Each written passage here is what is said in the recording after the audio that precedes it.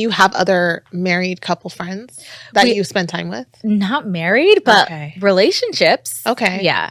I think we should definitely do something together then. Because I do think it matters in terms of being married and people who are in relationships. It's just different. There's certain things that once you're married, the stakes are a lot higher. Sometimes, let's say you're talking to one of your friends who is not married. They may be in a relationship and they give you advice and they tell you, girl, don't tolerate that. Don't do that. And you do it. You have to realize, like, you are married. This is a different ball game. Like, you can't just take advice from anyone. Right. You really do need to be careful. And other people who are married understand that level of not being able to just do whatever you want and think that it's going to be okay. Like you can kind of do in a relationship. Yeah, very true. And one thing with our relationship too is we don't chat about our problems with our friends. You shouldn't. We don't. We just keep it with each other. Our friends think that we're happy-go-lucky, which we are, but we never chat with our friends because, that's a big thing. But, for me personally, I had to shift because before I was married, I used to chat with my friends. And then I started having friends who were getting married and they were talking to me about their husbands and they were doing pretty much only complaining. Yeah. And once I started hearing that, I thought to myself, you know what? When I get married, I'm not telling anyone anything. Like I'll talk to God and I'll talk to him. Yeah. But it's not just a trust issue. It's just more of like just protecting. Exactly. Because you don't want them to be like, oh, forget him and have all these negative, negative thoughts about your partner, your husband. You want them to think positively of them. So like, if you're going to hear something about me and Maurice, it's going to be positive. And people don't forget either. So it's like, even if I know something about someone else's husband or my husband tells me something about someone else, it's like when I see that person, I'm going to remember, oh, I know what your husband was up to. I just can't look at them the same. And I don't want people to not look at me or know my personal business within my marriage. Yes. So that's a big one. Yeah. So we definitely should hang out regardless. Yes, regardless. Let's do it. Now, you said that you keep your business private, but do you have girlfriends? I do. You do? What happens when they ask you questions and you're evading it and they notice it? Because I know that was something that was difficult for me. Like I said, I made a hard shift about sharing my personal business as soon as I got engaged. I stopped talking about my fiance. And it was one of those things where my friends would call me and they'd say, oh, so how's Josh doing? What's going on with this and that? And I would give a very elusive answer. I would not answer the question. And they could start to tell that I was not sharing. And it was a huge shift for them because I used to share so much. And it definitely caused us to drift apart because they felt like I was being secretive. But I just wanted to be protective of that. Yeah, for sure. What do you do when you are trying to protect that, but your friends are asking you questions? Oh, yeah. So I have like friendship levels in my head. Of course, you should. So I do have my best friend who I'm really transparent with, but I still wouldn't go and say like, oh, he did this. I still am open with like how the relationship is, but I'm always chatting about the positives. Like I'm always throwing them. It's like sandwiching, like when managers give feedback to people, they sandwich it. Yeah. That's like what I do with my friend. And it's only her that I will share like the most details with. Everyone else, it's like, we're good. Like, we're fine. Like, you see what we do on Instagram and YouTube. That's how we are. And that's how you should see it. But like my best friend, Simone, like she's the only person that I would actually probably go a little bit deeper with, but she's known us since we first got together. Like she was telling me like how she felt when we were 18. Yeah. So like she knows our growth. So like with her, I just navigate as like, okay, yeah, I'm going to tell her, like let her in, but I'm not going to be like, oh, he did this yesterday and he did it. Like I'm never going to talk negatively about Maurice to her. I'm just going to be like, oh yeah, like this is what happened. Yeah. So how do you sandwich? Can you explain that to someone who really has no idea what that would look like? Okay, yeah. So a sandwich for me is if my friends ask me how like the relationship is or how things are going, I'm always going to start with the positive. Always going to talk about how like, oh, he did this, he bought me this, like, oh, he like, rubbed my back, ran me a bath, like something. I'm always going to start with positive.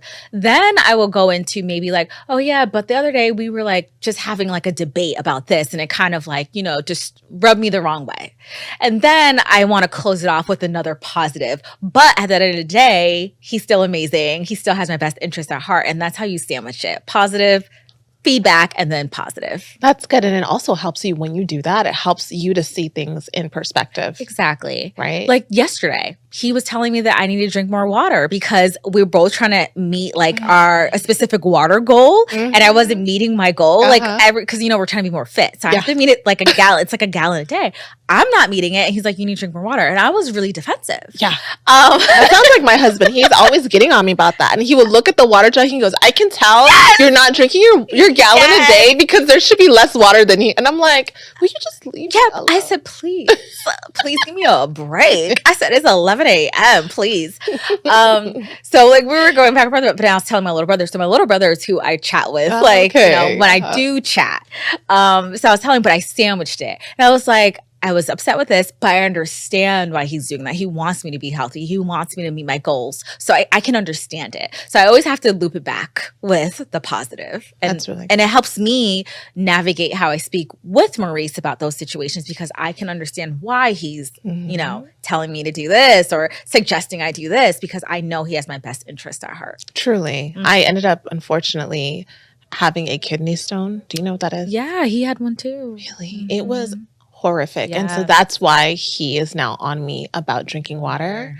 And so I understand that it's coming from like a very serious place. And I have to do better too. Yeah, I have to do better. How do you handle conflicts in your marriage? So one thing that we initially started off with was we will never go to sleep angry. We always need to resolve it that moment. And then also if we have a conflict or an issue, we need to share it in that moment. Don't wait until later. Don't wait until tomorrow, next week, because it's like, oh, why are you bringing this up now? How long have you been thinking about this? How long have you been thinking about it? Oh, it's been on the back of your mind this whole time. So let's just address it and nip it in the bud right away. And we found that that's been really helpful for us. Like, because then we can try to understand where the other person's coming from. So that's one thing that we try to do. Just don't go to sleep angry. Try to fix it and try to understand at least. And I think one of the biggest things for us too is we try to listen with the intent of understanding, not with the intent of responding. And in the beginning of our relationship, we would just be listening and then respond. We wouldn't truly understand what the other person was saying. So just listening to understand was our biggest thing. Wow. I just had a podcast interview with Mrs. Kev on stage, and she's like do you know who she is? Yeah, she is wonderful. Yeah. This conversation came up where she was saying that she and her husband do go to bed mad if it's just heated because they don't want to fight. They don't want to be in a situation where they say something that they don't mean. And I completely understood where she was coming from. I had more of the sentiment of you should not go to bed angry. Even if it's not resolved, you shouldn't go to bed angry. Yes. But in your relationship, your marriage, your temperaments are different. Your husband seems quite calm. It doesn't mean that when he gets upset, he doesn't change. Yeah. But do your temperaments make it difficult to resolve an issue on the spot? Like, what if you're on vacation? What if you're at a restaurant? What if you're, how do you make sure you do that? Yeah, no, wonderful question. I think with me, even though I'm telling you, we don't go to sleep angry, with me, when we're in a conflict, I shut down. I don't speak. I'm like, you know what? I don't want to talk about this. But he's the one that's like, no, please, let's talk about this. Let's fix it. Blah, blah, blah. So then I'll start opening up. But I'm really like, nope, you're not going to hear anything from me. I'm going to just go sit here and do this. And I think for me, it's also because we want to make sure we're not saying something that's going to end up being disrespectful or something that we can ever we can't take back. And I think that's huge for us. So we always make sure that when we're in our little arguments, we never say anything that we wouldn't be able to take back. So that's why I just sit there quiet. And then he's like, let's talk about it. So then I start opening up. But then I think for me, when we're also arguing, I kind of turn into Kourtney Kardashian. How so? Girl, I don't know much about her. I'm really monotone. Okay. When I'm in at a disagreement, I'm like, but you said this and I didn't agree with this, so I'm mad. I don't know why I do that. I just get really monotone and and then he's like, you're showing me no emotion. Oh. Okay. But to me, it's this is how I'm going to make sure I don't go over the top. I need to be monotone and mellow so I don't go over the top. So it's just it's 12 years, but we're still working on communication. Communication is very difficult. Did you have to teach him how to deal with you? Because I know personally, I felt like I had to tell my husband, okay, when I'm upset like this is what I need you to do. And he's like, but I did that. And you still did it. And I'm like, you're right. But, keep doing it. Right. Because this is how I want you to talk to me. This is how I want you to touch me on my back, or like talk to me in a really low tone. Like I really felt like I needed to teach him exactly what I needed, because I also know that I could be mad for a very long time, just for being mad. Like just because I want to stay mad a little bit longer. Yeah. And I had to come to the point where I had to realize, okay, I cannot continue being upset. Like arguments need to end. And once it's resolved, it's resolved. Like you don't hold on to the anger just to hold on to it. Yeah. You know? Yeah. Especially if you want to have a healthy relationship, you can't hold on to it. You can't hold on to it. But yeah, we both try to tell each other how the other should, treat and approach, situations. So like even this past week, I was like, when we're like going through this, I want you to speak to me like this. Like we literally just had that same exact situation. And then for him, he wants me to not be quiet. He wants me to actually speak up, but also don't speak in the monotone tone. Don't speak aggressively. Because sometimes when I'm in a debate, I will speak aggressive, but I don't think that I'm doing it. So I have to learn that too. So I'm self-aware. And he's also letting me know things about myself, and then I let him know about himself. That's good. Yeah. That's good. I had to backtrack from that because I was in a place where I was very immature dealing with conflict before we were married. And he would say something to me and I would say something that was just disrespectful, or like I would just be demeaning in my response to him. And it was both ways. He would do it to me too. And it made me not want to open up. It made me want to shut down. When he asked me a question, it made me not want to tell him the truth. Right. And so we had to both learn that wasn't productive. 5-hour conversations are also not productive. Yes. It doesn't need to keep going on and on and on. And you don't need to bring up things from what happened last time. That part. That part. That's another thing that we had to go through too. I'm like, why are we bringing up the other example? Let's talk about this moment. This one thing. Yeah. That's good. It sounds like you've learned how to communicate with one another. Yeah, but we're still growing, we're still learning. Every day we're learning new ways to communicate with each other. That's good.